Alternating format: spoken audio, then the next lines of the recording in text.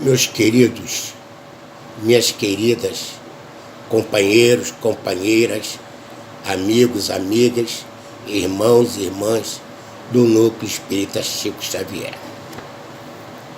Apesar de separados pela distância, o pensamento e o sentimento nos aproximam de maneira tal que, durante o desprendimento parcial pelo sono, somos conduzidos aos ambientes das casas espíritas, para as atividades mediúnicas, para atividades de estudos, porque o amor divino é incessante, abundante, e Deus dispõe de infinitos recursos que não compreendemos e não alcançamos ainda, mas que nem por isso nos faltam e deixam de ser verdadeiros.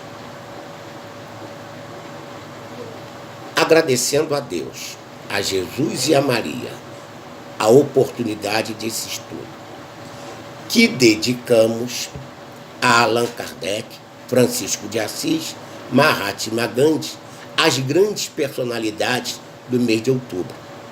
Mas também incluímos em nossa homenagem Joana de Ângeles, Manuel Filomeno de Miranda e Hermínio Correia de Miranda, cujo centenário está sendo comemorado no ano de 2020.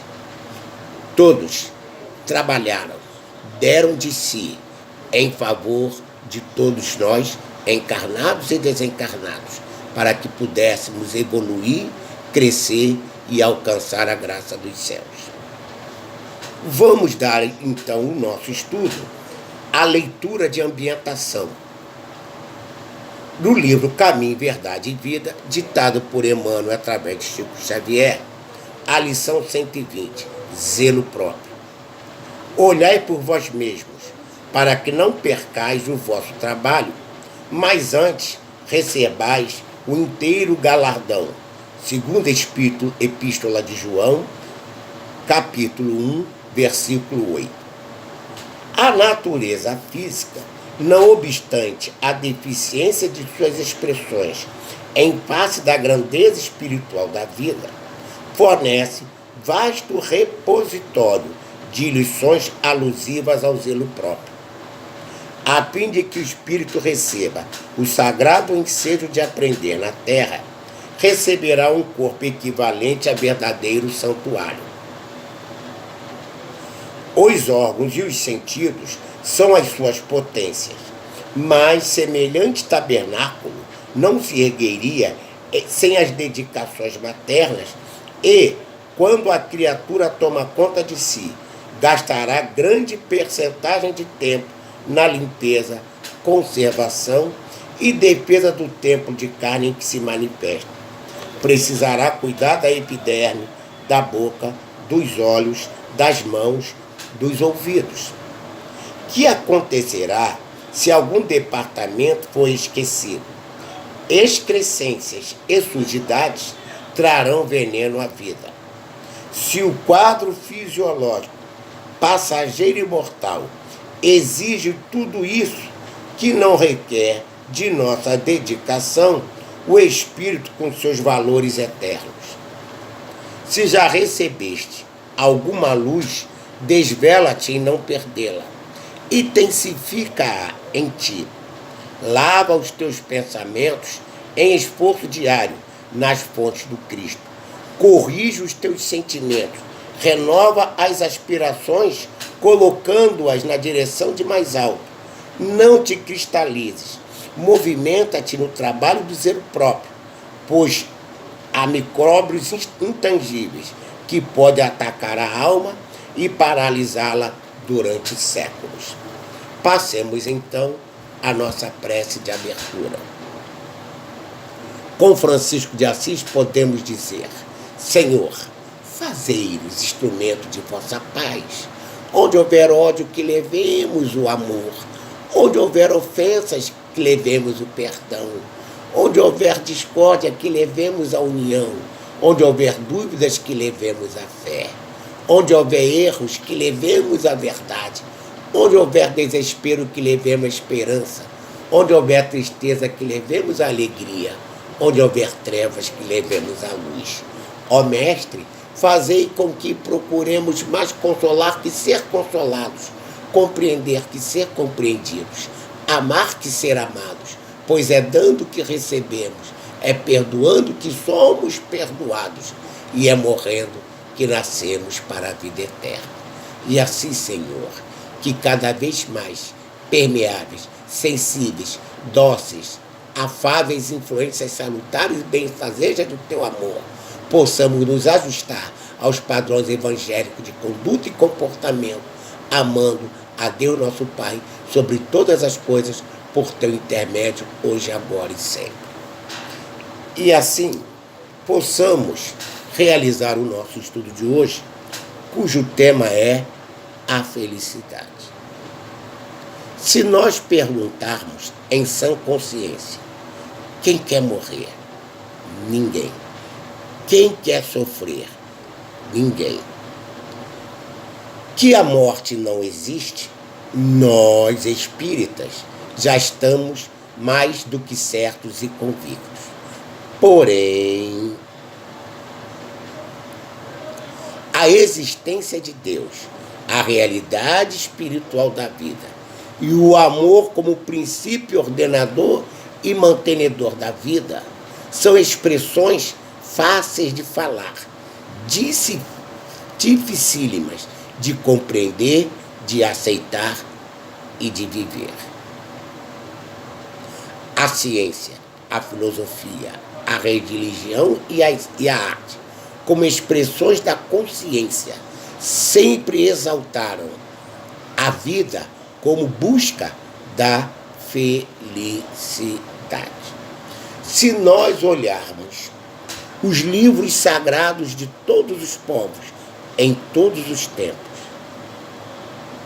há uma promessa de felicidade para aquele que obedecesse a determinados princípios sacramentados por Deus, escritos na página da consciência de cada um, porque a lei divina está gravada em nossa consciência.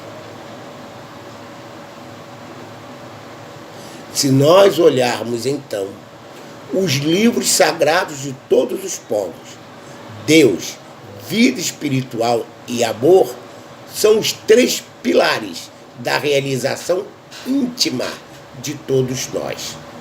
Mas até hoje, ainda conhecemos algumas pessoas que ainda duvidam da existência de Deus.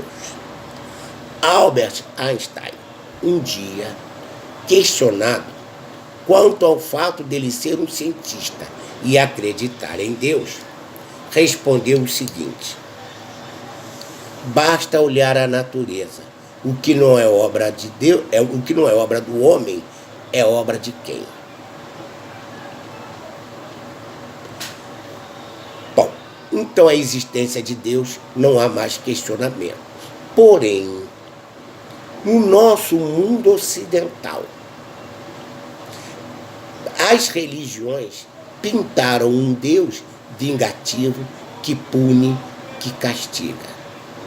Daí o medo, o horror que se instalou no inconsciente mais profundo de todos nós, de maneira tal que algumas pessoas têm tanto medo da morte, de tanto medo do sofrimento, que acabam se apegando a Deus.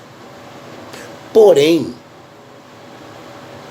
não é o medo, é o amor que dá a felicidade. Inclusive, Buda, Krishna, Moisés, Jesus e todos os grandes líderes espirituais prometeram felicidade, não prometeram prazer. A linha tênue que separa a felicidade do prazer. A energia movimentada pela felicidade é muito mais poderosa que a energia movimentada pelo prazer. Mas espera aí, seu Alcides, onde está a diferença? Gente, toda felicidade é um prazer, mas nem todo prazer traz felicidade. Por exemplo, o vício traz prazer?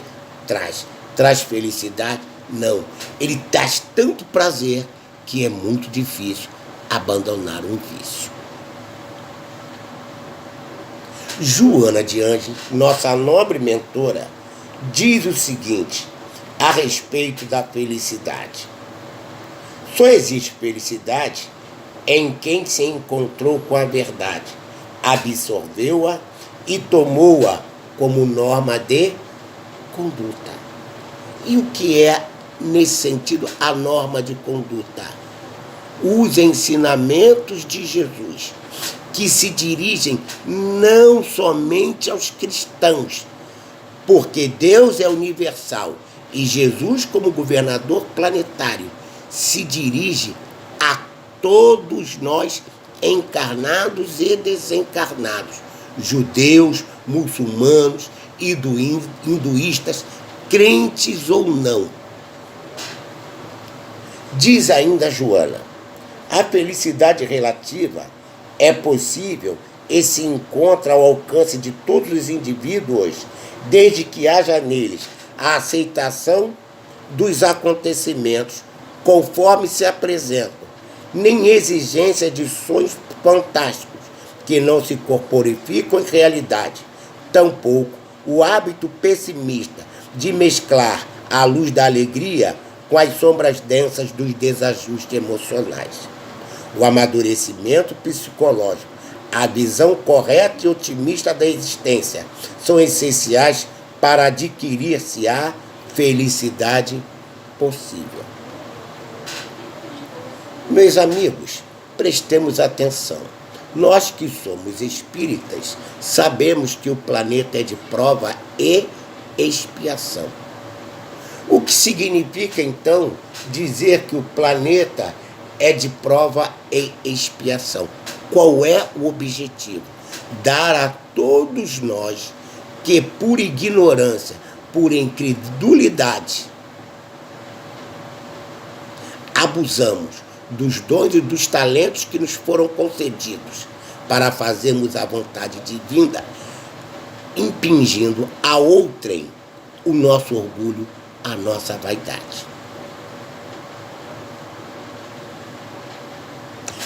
Então, o objetivo da prova e expiação não é sofrer, é evoluir, reparando os danos que um dia, intencionalmente ou não, causamos ao meio ambiente, a outrem. Quando eu digo outrem, é o mineral, o vegetal, o animal e ao nosso semelhante homem. Qualquer expressão divina, na forma mineral, vegetal, animal ou homem, quando agredida por nós nos condenamos desta maneira a reparar o dano causado. Você dirá assim, então quer dizer que o sofrimento e a dor que eu sinto, quando eu digo sofrimento e dor, morais, porque para as dores físicas a ciência evoluiu e criou os anestésicos, mas para as dores morais, qual é o remédio? Acreditar em Deus e fazer da prova e expiação a nossa senda, a nossa abertura para o caminho da felicidade. O que queremos dizer com isso? Vou lhes contar um caso da minha família. A minha avó paterna desencarnou na colônia de Curupaiti, Hanseníase. Inclusive, ela foi contemporânea de Amazonas Hércules na dita colônia. Pois bem, tanto a minha avó quanto a Amazonas Hércules foram tomados pela hanseníase. Não como punição ou castigo, porque quem conhece a biografia de o nosso querido Amazonas Hércules sabe as razões do passado espiritual que o levaram à hanseníase. Pois bem, a minha avó era revoltada com a doença e assim desencarnou. Pergunto-lhes, O Amazonas Hércules, como recebeu a hanseníase? Com alegria, com entusiasmo e trabalhou no bem incessantemente. Então observa que a dor e o sofrimento da minha avó não foram do Amazonas Hércules. Por quê? As reações foram diferentes. Enquanto um se encheu de graça, evoluiu, cresceu e reparou o dano que causou a si mesmo, agredindo a outrem, a minha avó nem tanto. Então o sofrimento não é gerado pela prova e expiação que passamos, mas pela nossa reação a eles. Jesus Gonçalves, outro exemplo de quem transformou a prova e expiação em felicidade. A nossa querida Ivone do Amaral Pereira, mais uma que transformou a prova e expiação em conquista da felicidade. Uma certa ocasião, viajando por uma estrada, paramos para descansar. E na humilde birosquinha, num quadro negro com giz branco, estava escrito o seguinte: amar sempre convém, ao coração sempre faz bem, e a ninguém custa um vintém. Eis aí a receita da felicidade. Por quê?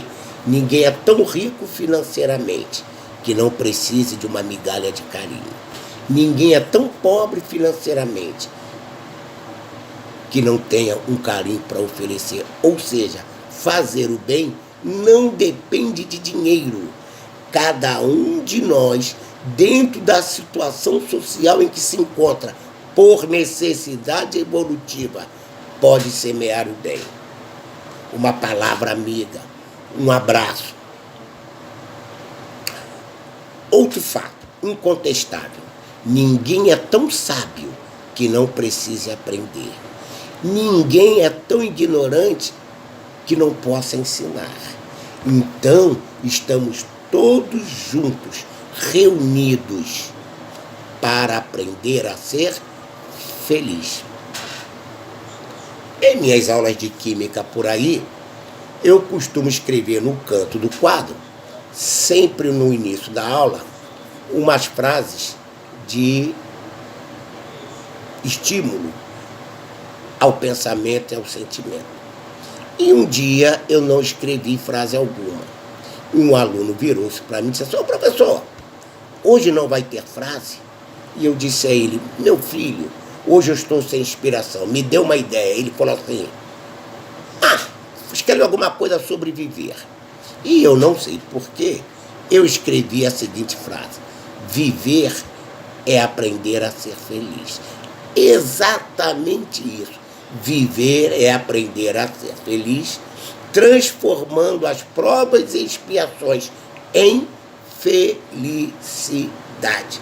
Então Deus não pune, Deus não castiga, Deus não quer ninguém sofrendo.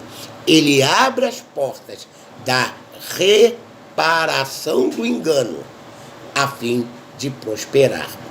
E isso é tão sério que mesmo no capítulo das obsessões geradoras de tormento e aflição, só existe obsessão porque não existe perdão. Aonde houver o perdão, não haverá obsessão.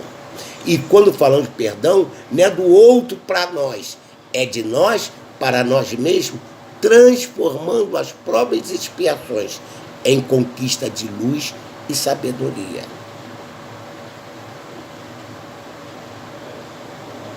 Exatamente isto que todos os filósofos, todos os artistas, todos os cientistas, todos os religiosos buscam promover: o crescimento espiritual, sem o qual não haverá felicidade. Sendo assim, a educação é a ferramenta para a felicidade.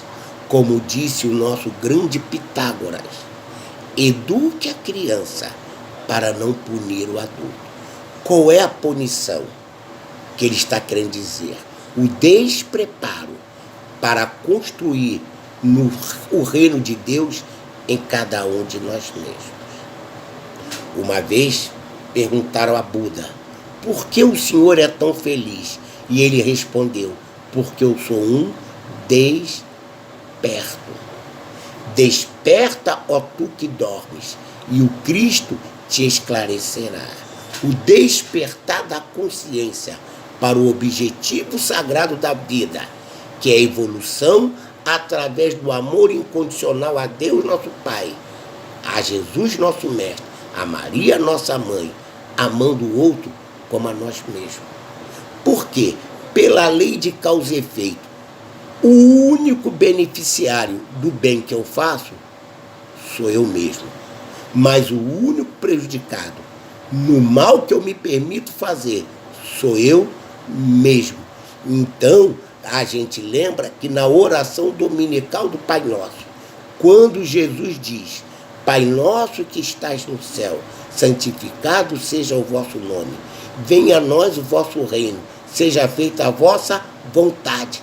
É o único penhor de felicidade para todos nós, é a satisfação da vontade divina por nós mesmos. E no finalzinho da prece, o que ele diz? Mas livrai-nos de todo mal. O que ele está sinalizando é livrar do mal que está dentro de cada um de nós e que muitas vezes projetamos contra o outro, gerando prova e expiações dificílimas para todos nós. Como na prece de Francisco de Assis, que nos serviu de abertura. Quando Jesus diz, dar a outra face, o que ele está mandando? Qual é a outra face do ódio? O amor. Qual é a outra face da ofensa? O perdão. Qual é a outra face da discórdia? A união. Qual é a outra face da dúvida? A fé. E aí é que está o ponto nevrálgico. Quem de nós conhece completamente a anatomia e a fisiologia do pensamento? Ninguém. Quem de nós conhece completamente a anatomia e a fisiologia do sentimento? Ninguém. Quem conhece completamente a anatomia e a fisiologia do perispírito? Ninguém. Então fica claro que a vida tem expressões, dimensões de energia e padrão de vibração que nós ainda não alcançamos, porque não evoluímos o suficiente para tal. Porém, aquilo que é minha inteligência, que o meu coração não alcançam, a minha fé me leva a conquistar. Lembremos da belíssima canção, cura, Senhor, onde dói. Cura, Senhor, bem aqui. Cura, Senhor, onde eu não posso ir, porque exatamente isso. Obrigado, Senhor. Seja feita a tua vontade. Então, ser feliz não depende da condição social em que estou, mas da minha aceitação de estar nessa ou naquela condição. Reparem que não estou querendo dizer que aquele que não tem o pão para dar ao filho vai se sentir feliz, mas não vai se sentir revoltado. Quando alguém diz que mal eu fiz a Deus ninguém faz mal algum. A gente faz mal a nós mesmo quando nos permitimos dar vazão à loucura que trazemos dentro de nós. Lembremos que as obsessões que campeiam cada vez mais voraz em nosso planeta são frutos de quê? Do desequilíbrio, do desatino, da infelicidade que alimentamos nós encarnados e os nossos queridos irmãos desencarnados. Outro dia, eu estava aqui aproveitando a quarentena e ouvindo um grande cantor da minha juventude, Taiguara, e estava ouvindo uma canção chamada Viagem. Nesta canção, ele diz mais ou menos assim: vai, abandona a morte em vida em que hoje estás. Há um lugar onde essa angústia se desfaz, e o veneno e a solidão mudam de cor. Vai indo, amor, vai. Não espera vir a vida em tuas mãos. Faz em fera a flor ferida e vai lutar pro amor voltar. Vai, faz de um corpo de mulher estrada do sol, te faz amante, faz teu peito errante acreditar que amanheceu e o mundo inteiro vai ser teu. Então, a dor e o sofrimento, como está implícito na canção, é quando eu perco o objetivo, a meta da vida. Não confundamos. Todo prazer é filho do ego.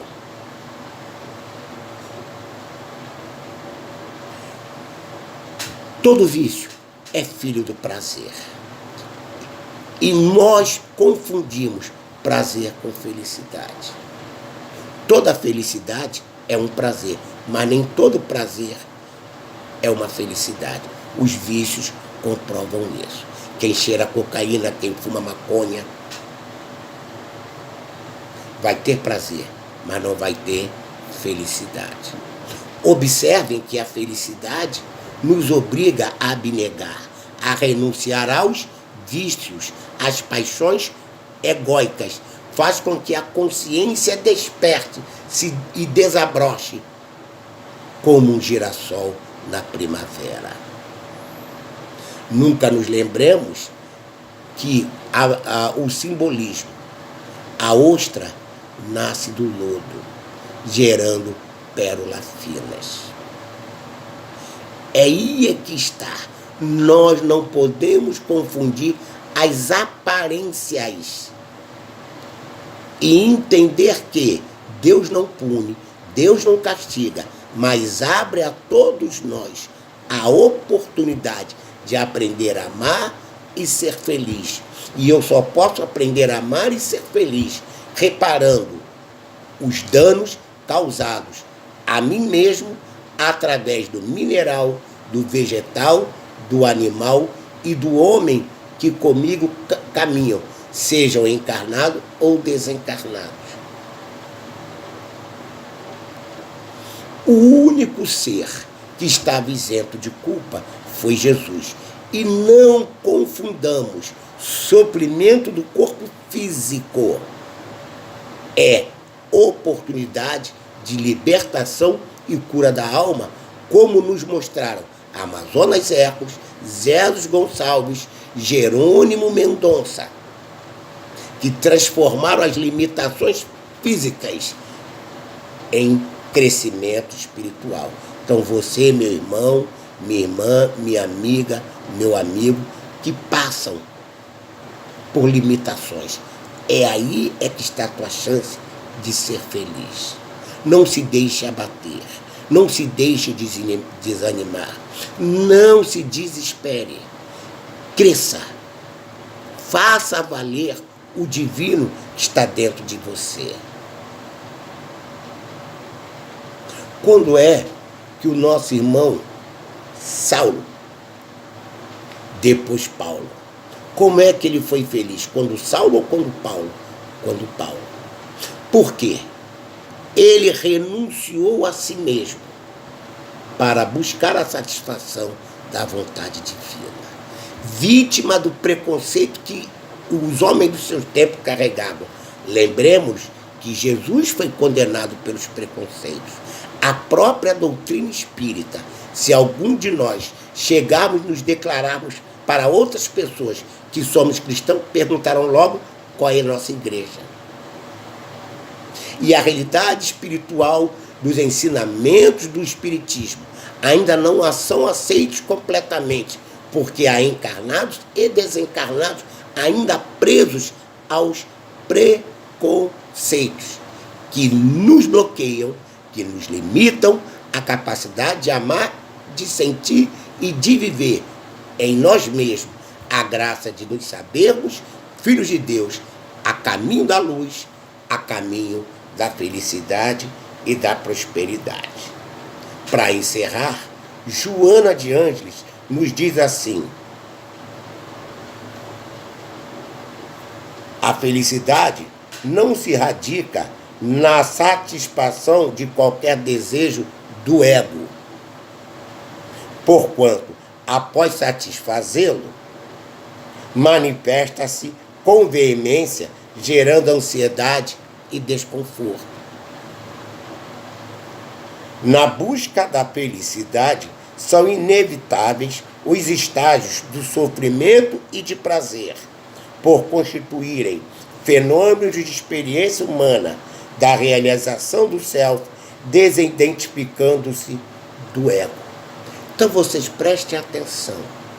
Quando eu perco o objetivo, como eu deixo me identificar com os objetivos sagrados da existência, do amor incondicional a Deus nosso Pai sobre todas as coisas e ao próximo como a mim mesmo, eu posso ter muito prazer, mas não serei feliz.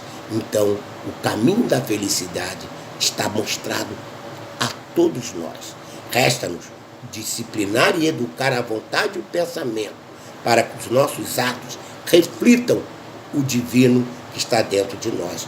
Foi isto que Jesus quis dizer, que o reino de Deus está dentro de cada um de nós. Está. E o reino de Deus é paz, amor, felicidade, prosperidade. Muito obrigado a todos, um beijo no coração e até a próxima.